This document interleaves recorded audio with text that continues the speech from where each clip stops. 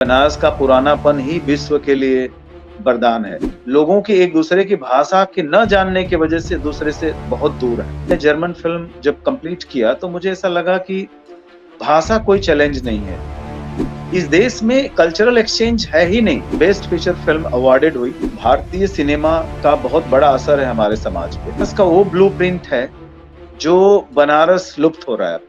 अगर वो लिखेंगे तो शायद वो भाषा वाला समझेगा, लेकिन बना देंगे तो पूरा विश्व समझ जाता है। अभी तो देखिए बनारस बड़ा ज़्यादा नयापन की तरफ भाग रहा है, जिसकी ज़रूरत नहीं है बनारस को।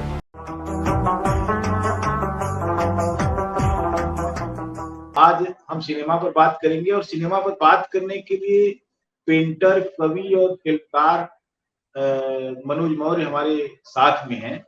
मनोज का वैसे काम बहुत बड़ा है और उनकी यात्रा भी लंबी है।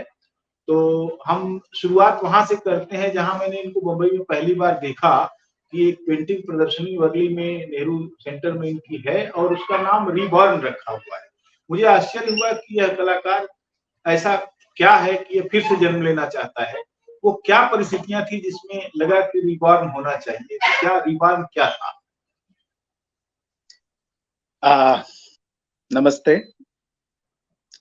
आपने तो मतलब 9 साल पहले की एक घटना को फिर से मेरे अंदर जगा दिया। और वो प्रोसेस रिबॉर्न क्या है, ये जो बात है, ये अपने आप में बड़ी कमाल की बात है। हमेशा लोग कहते रहते हैं कि अपने आप को नया करो और रिबॉर्न करने का जो फ़र्क है, वो बड़ा गहरा है, बड़ा अलग है एक-दूसरे से। तो जिस एग्ज़िबिशन की बात कर रहे हैं और वो मुझे याद है कि उसी एग्ज़िबिशन की वजह से हम लोग एक-दूसरे से कन्वर्सेशन शुरू किए थे। और आपने मुझे कॉल किया था और ये सवाल उस समय भी किया था आपने मुझसे। और वो सवाल आज भी है, ये बहुत इंटरेस्टिंग बात है। और बहुत गहराई से भी आपने उस समय पूछा था और मैं आज जो कहना चाह रहा हूँ कि रिबॉर्न क्यों? एक तो पहली बात है कोई घटना घट जाती है आपकी लाइफ़ में, तो मेरे लाइफ़ में जो एक घटना घटी, उसका रीज़न था रिबॉर्न बेसिकली। उसकी उत्पत्ति हुई थी मेरे ही एक पेंटिंग की वजह से। मेरे अंदर थॉट आया था कि मैं क्यों बार-बार अपने थॉट को एक ही प्रोसेस में रिपीट कर रहा हूँ। मैं एक चीज़ बना रहा हूँ, वही विज़ुअल आ रहा है। वो विज़ुअल से हट के मैं कोई दूसरा विज़ुअल नहीं बना रहा हूँ। और ऑल ऑफ अ सडन एक पेंटिंग मेरी डैमेज्ड हो गई। और वो डैमेज्ड हुई थी किसी की वजह से। और उस डैमेज पेंटिंग में जो मैंने कुछ बनाया था, वो प्रोसेस था evolution process of human basically. कि उसमें एनिमल भी था, उसमें बर्ड भी था, उसमें ह्यूमन भी था, सब कुछ था। तो मुझे लगा कि ये पेंटिंग डैमेज हुई है तो मैं इसको क्या फिर से मैं इसको बना दूँ वापस से सेम। फिर लगा कि नहीं, एक पेंटिंग बन चुकी है, तो फिर वो मैं बना नहीं सकता।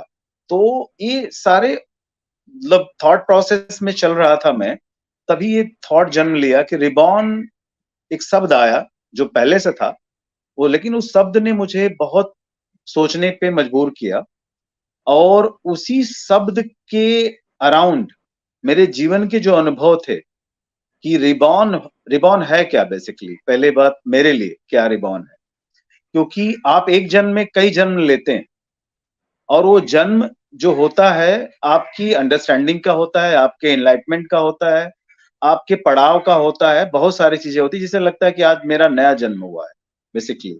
तो बीइंग आर्टिस्ट मेरी उस पूरी सीरीज़ में एक नया जन्म था, जिसमें मैंने ह्यूमन के बहुत इंटरनल बिहेवियर को उस पेंटिंग के थ्रू कहने की कोशिश किया था, यही था उसमें।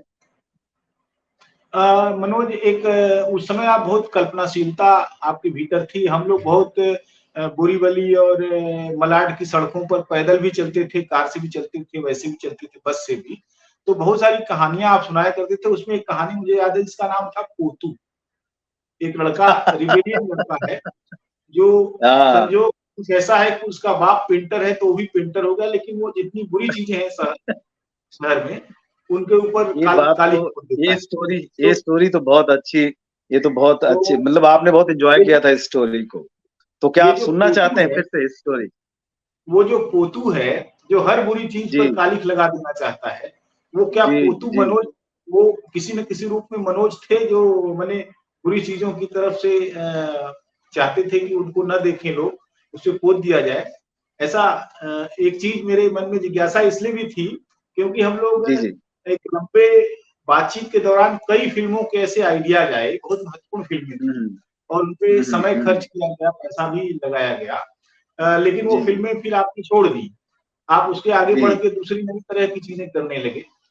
वो भी सामने आ सकती थी लेकिन ये था। तो ये पोतू क्या ये आपके चरित्र का हिस्सा था? पोतू तो सब में होता है, वो मुझ में भी है। और वो जो पोतू है, वो चाहता है कि अपने आस-पास जिस बात से समाज में खुद के लिए, परिवार के लिए, जीवन के लिए, प्रकृति के लिए कोई भी इंसान अगर उसे बर्दाश्त नहीं है, मन में तो पोत देता है, बाहर निकल के नहीं पोत पाता है वो। मन में उससे बात करना, उसकी सूचनाएँ लेना या उसको देखना बंद कर लेता है, लेकिन उसकी बात खत्म नहीं होती है। लेकिन ये जो पोतू है, ये एक्चुअल में बाहर भी वैसा ही करता था। तो मेरे अंदर भी वो पोतू है।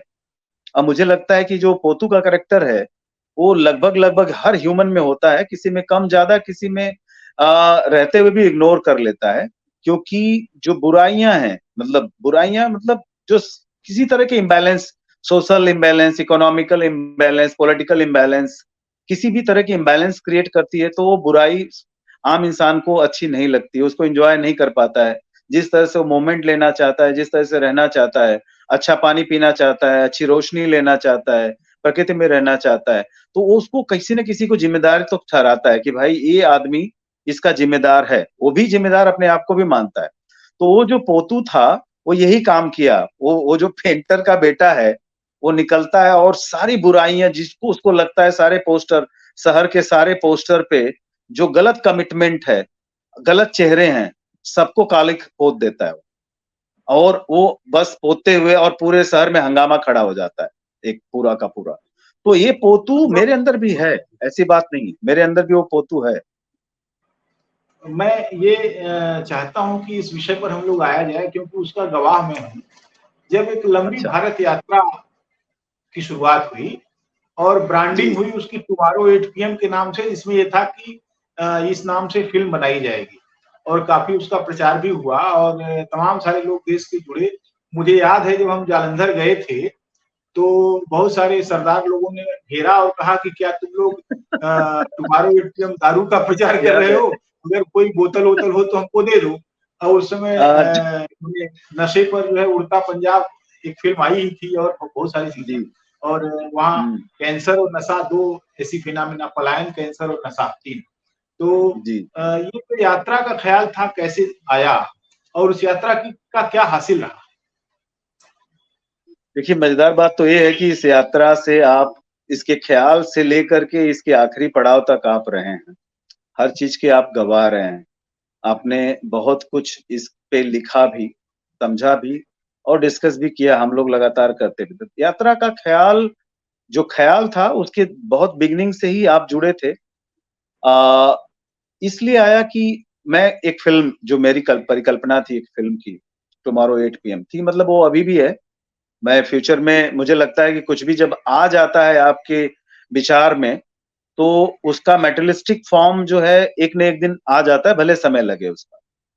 तो जब ये बात आई कि टुमारो 8 पीएम मतलब थॉट यही था कि भाई दुनिया को हम कैसे देख रहे हैं? अगर ये दुनिया में समय का महत्व अगर देखा जाता है कि बहुत तरह-तरह के लोग बातें बोलते हैं, टाइम इज़ मनी, दिस बहुत सारे मुहावरे हैं।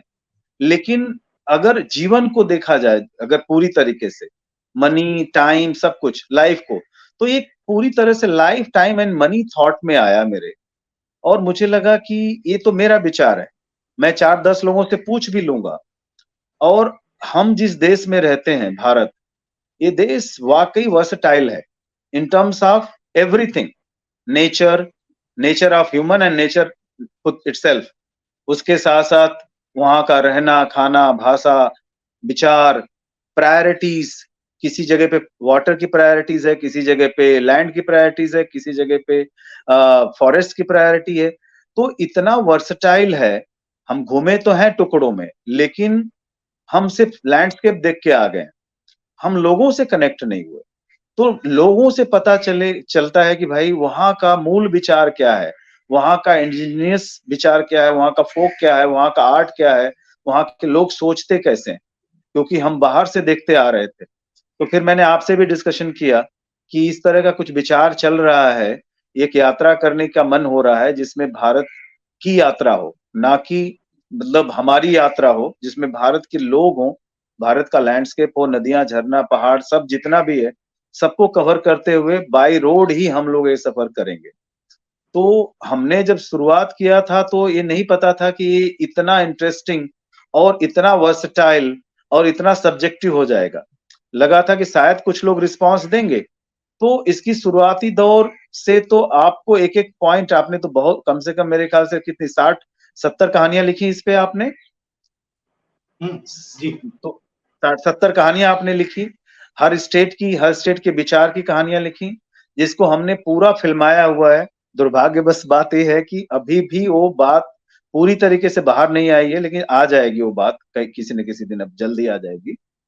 लेकिन इसके पीछे का मूल उद्देश्य यही था कि ऑर्गेनिक थॉट, जो ऑर्गेनिक है, जो पहले एक ही आदमी हम किसी की तरफ से ना बोलें, लोग अपने तरफ से बोलें। हर बार होता है कि हम लाखों के लोगों की तरफ से हम रिप्रेजेंटेटिव हो जाते हैं। लेकिन उस रिप्रेजेंटेटिव होने के लिए क्या हम उनको जानते हैं? हम क्या उनको डीपली पहचानते हैं? हम जानते-पहचानते कुछ नहीं है, हम बाहरी एक फ़ोटो देख कर के दूसरे के बारे में जन्म कुंडली बता देते हैं। लेकिन ये जन्म कुंडली थी बहुत डिफरेंट। इस भारत की इनर थॉट की थी, टाइम के बारे में हमने बात करना था हमको, लाइफ के बारे में बात करना था, जो बड़ा कठिन है दूसरे की लाइफ के बारे में खुद बता देना। समय के बारे में भी बहुत कठिन है, किसी के समय के बारे में, कि मैं उसके समय के बारे में बता दूँ। समय वो नहीं जो फिजिकल फॉर्म में उसके आस-पास घूम रहा है। समय वो जो अंदर और बाहर दोनों महसूस कर रहा है। फिर तीसरा पॉइंट था हमारा मनी, पैसा। पैसे का जो महत्व है वो क्या है जीवन में लोगों को लेकर के, क्योंकि सब कुछ आज बाजार में जिस तरह से सेंट्रलाइज्ड मनी को ही एक प्रायोरिटी की तरह से everyone like just running running behind the money, वो बुरा नहीं है, बहुत अच्छी बात है। लेकिन क्या था कि तीनों के कॉम्बिनेशन में सबसे इंपॉर्टेंट क्या है, अगर तीनों को एक साथ जोड़ दिया जाए। फिर तीसरा जो चौथी जो बड़ी कड़ी थी हमारे दिमाग में कि हमको ये जोड़ना चाहिए कि भारतीय सिनेमा और समाज, ये समाज को भारत का सिनेमा आज तक 100 साल से ऊपर हो गया था। एक 104 साल हुआ था जब हम यात्रा कर रहे थे। इसकी नहीं 3 साल हाँ, जब हम यात्रा कर रहे थे तो। तो ये जानना था कि 100 साल के बाद भारतीय सिनेमा का बहुत बड़ा असर है हमारे समाज पे। और उस समाज पे क्योंकि दूर से हम पत्र-पत्रिकाओं के थ्रू, न्यूज़ के थ्रू जानते हैं कि भई राजस्थान में लोग किस तरह से सोचते हैं सिनेमा के बारे में। लेकिन ये पहली कोशिश थी कि जाके सीधे मिलें, उनसे पूछें, जो एक किसान है, जो एक मज़दूर है, कि भाई वो सिनेमा किस तरह से देखता है? उसके लिए सिनेमा क्या है? क्या उस सिनेमा से इसके समाज पे, उसके परिवार पे या इस देश पे उसको लगता है कोई असर पड़ा है? इसके बारे में भी हमने बड़ा वो किया। और आखिरी जो मूल सवाल था इस कहानी को बनाने का, कि अगर आपके पास समय ही ना हो, बिल्कुल भी, अगर आपके पास समय ना हो तो उसमें किस चीज़ का महत्व है? अगर आपको 2 घंटा दे दिया जाए या 25 घंटा दे दिया जाए और आपका जीवन उसके बाद छीन लिया जाएगा, तो ये सब में सिनेमा हो, चाहे समाज हो, चाहे पैसा हो, चाहे आपका समय हो, किस चीज़ का महत्व है? तो ये जो पूरा निचोड़ निकालने की जो मन में जद्दोजहद चल रही थी, वो खुद से निकालना असंभव था। वो तो आपको भी पता चल ही गया था कि हम लोग सोच-सोच के कितना हो भी सोच लेते, वो बात बिल्कुल बाहर नहीं आती। जो मध्य प्रदेश जिस तरह से इस बात को कह रहा है और राजस्थान कर रहा है, यूपी कर रहा है, बिहार कर रहा है, उसी तरीके से किस तरह से कर्नाटका कह रहा है और उड़ीसा भी उस बहुत अलग तरीके से उस पे बात कर रहा है। झारखंड जो है एक अपना अपना नज़रिया रख के चल रहा है, जो साइकिल पे लदे हुए 1 कुंटल का कोयला ढोते हुए आदमी से जब ये आप सवाल कर देते हैं, तो उसका जवाब उस समय क्या आएगा, ये सोच नहीं सकते हैं आप। वो उसको अनुभव तभी कर पाएँगे जब उससे आप बात करेंगे। तो ये जो सारी चीज़ों का जब निकालना था तो इसी यात्रा की प्लानिंग हुई और आप भी साथ आए इस यात्रा में। अ, ये यात्रा निश्चित रूप से बहुत महत्वपूर्ण थी और बहुत सारी जो विविधताएँ हैं भारत की, हमको ये देख के लगा उस यात्रा में कि भारत इतना ज़्यादा फैला हुआ है कि 4-6 साल अगर हम लोग लगातार घूमते रहेंगे, शहर दर शहर, गाँव दर गाँव, तब शायद हम जान पाएँगे कि ये है भारतीय संस्कृति और उसकी विरासत। एक महत्वपूर्ण अनुभव लेने के बाद आपने हिंदी में नहीं बल्कि जर्मनी में जाके जर्मन भाषा में फ़िल्म बनाई। इसके पीछे क्या वजह थी? कैसे वो मौका मिला और यहाँ के जो सारे अनुभव हैं, वो अभी कब सेल्यूलाइट पर आएँगे? जी, ये सारी यात्राएँ जीवन की ना ऐसे ही कब कैसे शुरू हो जाती हैं, कुछ तो आप प्लान करते हैं, कुछ प्लान हो जाता है। तो आपको पता है कि यात्रा करने के बाद हमने बड़ी जद्दोजहद की, उस फ़िल्म को लेके आने की।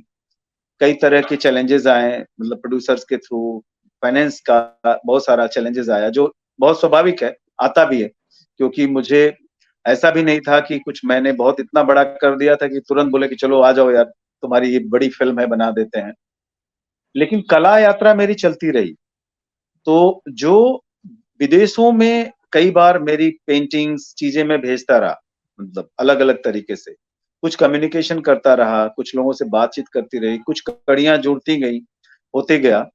फाइनली ऐसा हुआ कि कुछ ऐसे मोमेंटम आए, जहाँ एक कहानी ने एक जन्म लिया। एक एक कहानी ने जन्म लिया जो म्यूज़िक से उपजी थी कहानी, और उसे एक ढाँचे में मैंने ढाल करके कुछ शेयर किया कि ये ऐसी कहानी है, क्योंकि जर्मनी जो है म्यूज़िक को कह सकते हैं कि म्यूज़िक वहाँ एक तरह से वेस्टर्न म्यूज़िक पैदा हुई और बहुत एक्सट्रीम तक गई। मतलब शुरू होती है, समझ लीजिए योहान सेबेस्टियन बाक के कंपोज़िशंस, मतलब उन्होंने तो कहा जाता है कि इतना बड़ा कंपोज़िशंस कर दिया है विश्व में, इतने नंबर्स ऑफ कंपोज़िशन कर दिए हैं कि पूरा विश्व एक साथ सैकड़ों साल बजाएगा तो भी उनके कंपोज़िशन कंप्लीट नहीं हो पाएँगे। और मोजार्ट, बीथोवन, तो मैं इनको सुनते रहा। विवाल्डी जो मतलब इटालियन उतने बड़े कंपोज़र, चाकोस्की फ्रॉम रसिया। तो मैं वेस्टर्न म्यूज़िक की तरफ मेरा झुकाव शुरू से रहा है, क्योंकि जो हार्मनी है, वो मुझे शुरू से अट्रैक्ट करती रही। और जैसे इंडियन म्यूज़िक में मेलोडी है, वो मुझे बहुत प्रिय है। उसी तरह से वेस्टर्न म्यूज़िक में हार्मनी, और मुझे लगता है कि 100 डेढ़ 100 लोग एक साथ एक ही पीस को, एक म्यूज़िक को कैसे सिंक्रोनाइज़्ड हो करके उस सुर-ताल में कैसे लेके आते हैं, और उस देश के लोग कितने डिसिप्लिन होंगे। यहाँ 5 लोग बैठ जाते हैं तो सब अपने-अपने हिसाब से अपना सुर-ताल निकालने लगते हैं। बहुत कम लोग हैं जो संगत करने की जो चाह है हमारे यहाँ पे, थोड़ी-सी इसीलिए हमारे यहाँ हार्मनी डेवलप नहीं हो पाई। ये बहुत कुछ सोचते हुए मेरे दिमाग में एक कहानी आई। कहानी का नाम पहले कुछ और था, जिसपे आपने कुछ लिखा भी बहुत बेहतरीन था। वो था पहले कौन एनिमा फ़िल्म का नाम था, और फ़िल्म कुछ दिखाई गई लोगों को, जर्मनी में बताई गई, तो फिर लगा कि नहीं, इस फ़िल्म का नाम जो होना चाहिए, वो एप्रोप्रिएट नाम है द कॉन्सेप्ट मास्टर। क्योंकि पूरी लड़ाई जो है कहानी के अंदर, एक आंतरिक लड़ाई, बाह्य लड़ाई नहीं है। कहानी 3-4 मुद्दों पे लिखी गई। जब स्टोरी को मैंने एक बेसिक फॉर्म, मतलब उसका थोड़ा-सा सिनॉप्सिस और प्लॉट जब उसका डेवलप हुआ, तो उनको महसूस हुआ, जो यूरोपियन थे, उनको ये लगा कि मैं कहानी की डिटेल को समझ रहा हूँ। तो उन्होंने मुझे मौका इस बात का दिया कि एलॉबरेट करो आप स्टोरी को, क्योंकि चैलेंज इस बात का था कि एक भारतीय आदमी वेस्टर्न म्यूज़िक को सेंट्रल आइडिया बना करके एक कहानी को कहना चाह रहा है। तो उनके लिए डाउट का भी विषय था मैं। उनको ऐसा लगता था कि ये कितना समझेगा इस बात को। चलो समझ भी लिया तो, लेकिन इंटरनल जो स्टोरी का फैब्रिकेशन होता है, जीवन का फैब्रिकेशन होता है जो स्टोरी में आता है आपके, वो समझना बहुत ज़रूरी था मेरे लिए। तो मैंने 2-3 बार विज़िट किया, लोगों से मिला, लोगों के घरों में रहना शुरू किया, बातें की, उनकी उनके लिटरेचर के बारे में बात करना शुरू किया, जीवन के बारे में बात करना शुरू किया। उनके जीवन के चैलेंजेज़ के बारे में, सोशल चैलेंजेज़ के बारे में मैं बहुत बात करता था उनसे। कि सोशल चैलेंजेस कैसे हैं, फिर उसके बाद इमोशनल चैलेंजेस कैसे हैं, प्रोफेशनल चैलेंजेस कैसे हैं। ये सारे चैलेंजेस के बारे में जब वो बताते थे तो कहानी वहीं से ऐसा लगता है कि कुछ निकल के आ रही है, और वो एक ऐसी कहानी बन गई जो लगभग-लगभग जितने भी साथ में लोग थे सबको पसंद आई, और वो फ़िल्म बन के तैयार हो गई। और पहले ही कंपटीशन में पार्टिसिपेट की बर्लिन बर्लिन में लिफ्ट ऑफ फिल्म फेस्टिवल में। और उसकी भी जर्नी बड़ी मजेदार रही, क्योंकि ये फेस्टिवल थोड़ा लॉन्गर होता है, जिसमें पार्टिसिपेशंस ऑडियंस का भी होता है। ऑडियंस वोट करते हैं, फिर उसके बाद क्रिटिक्स वोट करते हैं और फाइनली ज्यूरी डिसाइड करती है। तो दुनिया भर की बहुत सारी अच्छी-अच्छी फ़िल्में थी उसमें, और हमको तो था कि चलो ठीक है, हम भी पार्टिसिपेट कर रहे हैं। बट धीरे-धीरे, धीरे-धीरे फ़िल्म ने अपना जगह बनाना शुरू किया, लोगों के अंदर प्रेम बनाना शुरू किया, और उसका जो कोर था फ़िल्म का सॉरी, उसका जो कोर था, इमोशन और म्यूज़िक, वो सिनेमा के व्यूअर्स को पकड़ने लगा। और फाइनली ये जो है बेस्ट फीचर फ़िल्म अवॉर्डेड हुई, जस्ट 2-3 दिन पहले की बात है। और आगे भी इस फ़िल्म को बहुत ही अच्छा मतलब प्रेम मिल रहा है, अगर देखा जाए। मेरे लिए तो बहुत अच्छी बात है कि एक फ़ॉरेन लैंग्वेज फ़िल्म है ये, जर्मन, जो वाक़ई में मुझे नहीं आती है। तो बहुत कम कुछ शब्द, हाँ, मेरा मतलब मेरा ये सवाल भी था, यह बधाई जी, जी, देते जी। हुए कि फ़िल्म अवॉर्डेड हुई कि जी। संगीत एक वैश्विक भाषा है, लेकिन जर्मन और हिंदी हिंदी का आदमी जब जर्मनी में गया तो उस भाषा के मिजाज को कैसे उसने समझा? या कैसे इशारों और दूसरी चीज़ों में समझा? क्या प्रक्रिया थी? एक तो अच्छी बात थी कि कहानी मेरी थी। तो मुझे ये पता था कि मेरे कैरेक्टर्स और बैकड्रॉप क्या है। बैकड्रॉप भी जा के मैंने एक्सप्लोर कर लिया था, कैरेक्टर्स कर लिया था, और जितने भी एक्टर इसमें काम किए थे सबसे मैंने बात किया। मेरा कन्वर्सेशन ज़ाहिर-सी बात है इंग्लिश में ही होता था। जर्मन के कुछ वर्ड्स वहाँ रहते-रहते मैंने सीख लिए थे ग्रीटिंग्स से रिलेटेड, और कुछ ऐसे जो रिपिटेटिव थे। शायद मैं 100 डेढ़ 100 वर्ड्स मुझे आ रहे थे, वो काफ़ी नहीं थे, क्योंकि जर्मन के वर्ड्स बड़े लंबे होते हैं, प्रोनाउंसिएशंस उनका थोड़ा टफ होता है। और मेरे पास भाषा सीखने और समझने का समय नहीं था। और मेरे 2 ही, जैसे आपने कहा कि म्यूज़िक जो है वो पूरी विश्व की भाषा है, और म्यूज़िक था इसमें। और आर्ट, दूसरा जो आर्ट है वो विश्व की भाषा है बेसिकली। क्योंकि आर्ट से आप कुछ भी सम इलस्ट्रेशन इसीलिए तो दुनिया में इतिहास का हिस्सा बना। क्योंकि जब कुछ भी समझ में नहीं आता है, लोग तो पिक्चर देख के समझ जाते हैं कि अच्छा ये राजा था, ये मुकुट पहना था, या ये इंसान यहाँ पे जा रहा है, ये पहाड़ में जा रहा है। अगर वो लिखेंगे तो शायद वो भाषा वाला समझेगा, लेकिन बना देंगे तो पूरा विश्व समझ जाता है। तो मेरे पास 2 भाषा थी, मतलब एक तो म्यूज़िक की थी, एक दूसरा आर्ट का।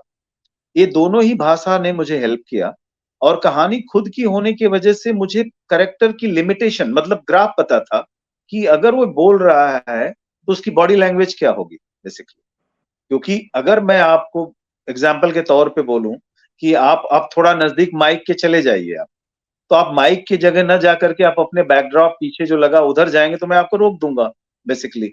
तो वो मुझे बेसिकली टाइम एंड स्पेस पता था इस सिनेमा का। और मेरे साथ एक इंटरप्रिटेटर थे, वो बड़े अच्छे थे, एडवोकेट थे, वो जर्मन के ही। उन्होंने मेरे लिए बहुत बढ़िया काम किया। अगर कोई भी ज़रा-सा भी गलत डायलॉग बोल रहा है या कोई गलत चीज़ें कर रहा है, तो मुझे आके वो कान में बोलते थे, "Manoj, it is going wrong, please you have to look that." तो मतलब बहुत सिंपली आके। तो मैंने बोला श्योर, श्योर, श्योर। फिर मैं उनसे बात करता था, क्या रॉन्ग हुआ? तो एक शुरू में 2-4 दिन बड़ा चैलेंज हुआ कोऑर्डिनेशन का, कि और उनको डाउट भी बहुत था मेरे ऊपर, ऐसी बात नहीं थी। कि डाउट ये था कि पता नहीं, हमने सब कुछ शुरू तो कर दिया है लेकिन लेकिन लेकिन ये आदमी कहाँ तक लेके जाएगा, इस बात का डाउट। जो नए आते थे, जो पुराने वहाँ पे हो गए थे, उनको डाउट नहीं था कुछ भी। वो जान रहे थे कि मैं किस तरह से सोच रहा हूँ, और मैं वाक़ई बहुत ही बोल सकते हैं लाइट मोमेंट में सीरियस था, और मैं इन्हेल कर चुका था। जो उसकी स्मेल थी पूरी कहानी की, जो कैरेक्टर की, जो पूरा क्या निकलने वाला है वो उससे बाहर, वो मेरे अंदर आ चुका था। तो मुझे कोई फ़ियर नहीं था। मुझे मुझे सिर्फ़ फ़ियर इतना था कि अगर कोऑपरेट नहीं हुआ किसी की वजह से, किसी भी तरह का, तो ये चैलेंज हो जाएगा। बट मतलब 2-3 दिन के बाद तो हम जिस तरह से सिंक्रोनाइज़्ड हुए, एक रिदम बना हमारा सारे लोगों का, और बहुत ही फास्ट हमने सिनेमा, क्योंकि विंटर में शूट किया था, समय कम मिलता था शूट करने का, क्योंकि यूरोप का विंटर टाइम आपको वर्किंग आवर 4 से 5 घंटे से ज्यादा मिलता ही नहीं है डे का। 4 घंटा 5 घंटा बहुत हो जाता है, वो भी विदाउट सनलाइट। तो ये सारे चैलेंजेस थे, लेकिन बहुत मजेदार है। मतलब वाकई में हर आदमी को ना, यहाँ के हर मेकर को दुनिया के कोने कोने में जाके एक फिल्म बनानी चाहिए, एक अलग अनुभव लेने के लिए।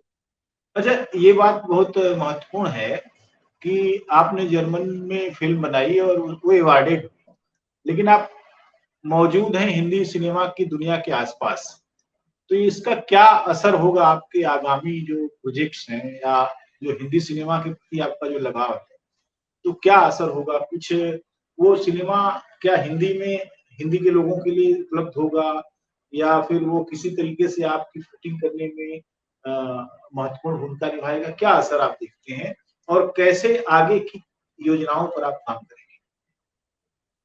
एक तो ये जो फिल्म है द कॉन्सर्ट मास्टर, ये इंडिया में तो मैं बिल्कुल कोशिश करूंगा रिलीज करने की, इंग्लिश में, और हो सकता है डब भी करें इसे हिंदी में, 2 लैंग्वेज में डब करके, क्योंकि ये कहानी एक भारतीय आदमी के द्वारा कही गई। तो जो भारत का एक इमोशन है, जो भारतीय, जब इसी कोई भी भारत का आदमी देखेगा तो उसको ये लगेगा ही नहीं, वो तो जर्मन में भी देखेगा तो भी उसको समझ में आ जाएगी। मतलब मेरा इतना जो कहना है वो इसलिए कहना है कि कुछ लोगों को मैंने दिखा के देखा है, तो उनको लगता है यार ये कहानी तो एकदम बिल्कुल समझ में आ रही है। कहानी सरल है। तो इसका रिलीज तो हम यहाँ प्लान करेंगे ही। जो दूसरा सवाल आपका था कि उसका क्या असर पड़ेगा मेरे ऊपर, तो मैं सचमुच में मेरे अंदर एक चाह है, या उसको ये कह सकते हैं कि मैं थोड़ा प्रायोगिक होना भी चाहता हूँ इस मामले में। क्योंकि जब मैंने जर्मन फिल्म जब कंप्लीट किया तो मुझे ऐसा लगा कि भाषा कोई चैलेंज नहीं है। चैलेंज है आपके सामने उस भाषा के लोगों को समझना, बेसिकली। अगर उस भाषा के लोग और उसका परिवेश और उसका समाज आपको समझ में आ जाता है, तो दूसरे भाषा के लोग आपको बड़े अच्छे से वेलकम भी करते हैं। उनको लगता है कि इनके थ्रू कुछ नया सुनने और कहने को मिलेगा। ये जो उनकी चाहत होती है वो बहुत मजेदार होती है। तो मेरे यहाँ पे मेरी जैसे मैं यहाँ पे मैं तो चाहता हूँ एक भोजपुरी में फिल्म बनाना, एक पंजाबी में बनाना, एक कन्नड़ में बनाना। मेरे देश में ही इतनी, अगर आज पंजाबी बनाऊं तो मेरे लिए मतलब एक तरह से वैसा ही है जैसे मतलब मैं कोई दूसरे कंट्री में जाके फिल्म बना रहा हूँ, क्योंकि वो कल्चर से मैं वाकिफ ही नहीं हूँ। मतलब आज अगर तमिल सिनेमा अगर मान लीजिए मुझे बनाने का मन कर दे, तो मेरे लिए तमिल और स्पेनिश दोनों एक जैसा है। क्योंकि हम कहने के लिए लेकिन मैं तमिल के लोगों के साथ कितना जुड़ा हुआ हूँ, मैं उस कल्चर को कितना जानता हूँ। नहीं नहीं, इस देश में कल्चरल एक्सचेंज है ही नहीं। हम पूरी तरीके से जो 29 स्टेट में बटे हुए हैं, तो सिर्फ एक स्टेट का लैंड नहीं बटा हुआ है, वैचारिक धरातल पे भी हम बहुत ज्यादा बटे हुए हैं, भाषा से बटे हुए हैं। हमने भाषा को, एक दूसरे की भाषा को कभी प्रेम ही नहीं किया है और ना ही जाना है। तो अब ये इसी बहाने मुझे ये हो रहा है कि मेरे लिए ये भी विदेशी भाषा जैसा ही लग रहा है। तो मैं तो ये चाह रहा हूँ कि आने वाले भविष्य में, जैसे मैं जान सकता हूँ हिंदी में बहुत अच्छा, भोजपुरी में, क्योंकि ये मेरी लैंग्वेज है बेसिकली, लेकिन उसके अलावा जो भी मेरी लैंग्वेज है वो मेरे लिए फॉरेन लैंग्वेज ही है बेसिकली। ये दुर्भाग्य की बात है कि भारत में लोगों के एक दूसरे की भाषा के न जानने की वजह से दूसरे से बहुत दूर है। आप जितने जहां यहाँ जर्मन से दूर हैं, उतने ही आप यहाँ पे कन्नड़ से दूर हैं।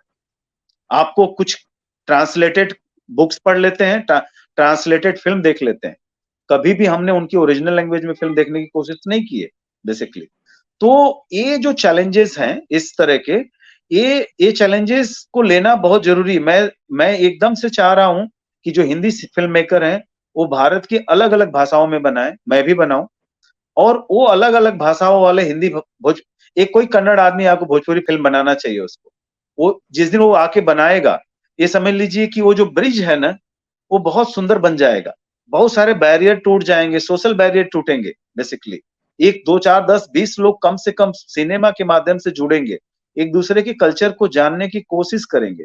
समस्या सिर्फ इतनी है कि हम जानते नहीं है, इसलिए हम कहानियां बनाते हैं, और हमारे मन में जैसी कहानी आ गई हम वो कहानी बना देते हैं कि अरे वो लोग ऐसे होते हैं, वो लोग तो बहुत अच्छे होते हैं, ये तो बड़े खराब होते हैं।